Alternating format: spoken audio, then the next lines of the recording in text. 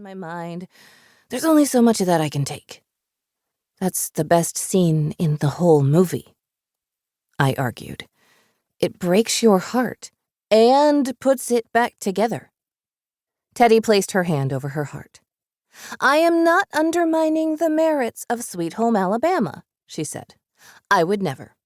I'm just saying, there's a reason you came home instead of watching it for a 30-second time. Damn, I hated it when she had a point.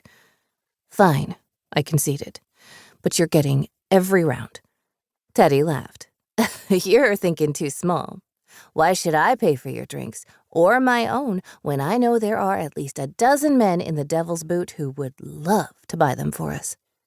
You're overestimating my powers of male persuasion, I said. And you're underestimating mine, Teddy said with a wink.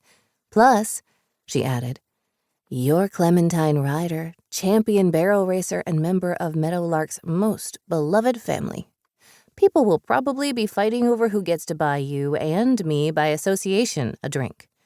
I huffed in annoyance. Teddy gave me one of her winning smiles. Between college and racing, you've been gone almost a decade, and when you do come back, you only see your family and me, she continued. You went from Meadowlark's sweetheart to Meadowlark's mystery. People will be happy to see you. Teddy's truck rolled to a stop. I looked out the passenger side window at the familiar dirt parking lot. It was full. Of course it was. It was a Friday night in Meadowlark, Wyoming.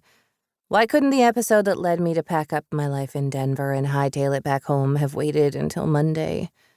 The Devil's Boot was one of Wyoming's oldest bars, and it sat almost directly on the Meadowlark County line.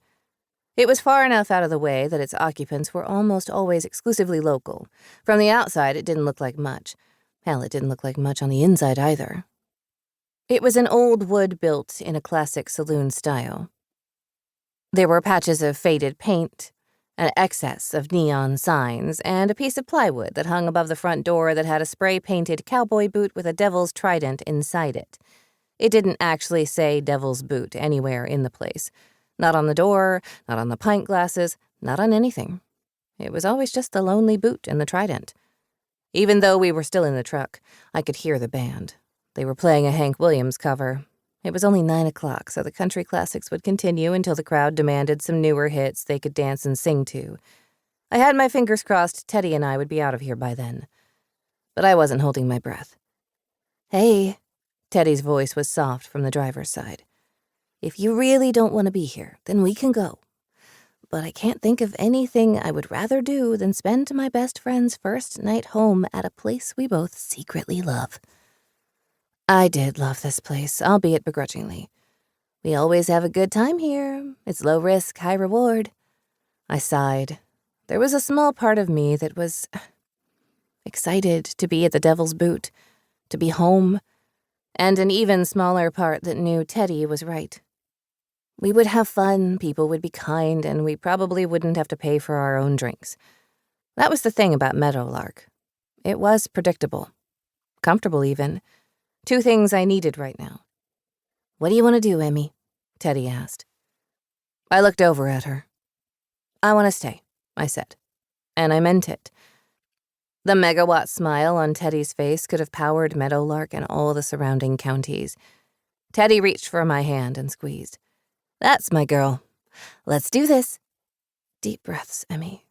I pulled on the handle to open Teddy's passenger side door and gave it a heavy shove. Her 1984 Ford Ranger had some quirks.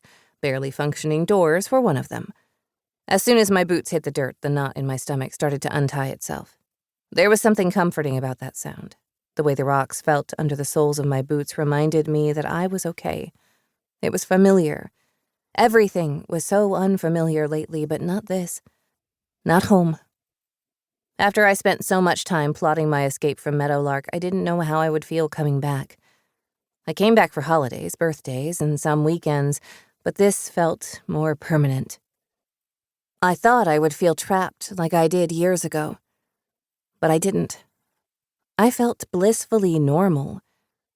I took a deep breath of the cool night air. It felt like the air entering my lungs was starting to push off the weight sitting on my chest. I heard Teddy's boots coming around to my side of the truck as I pushed my door shut. Damn, Ryder, she said.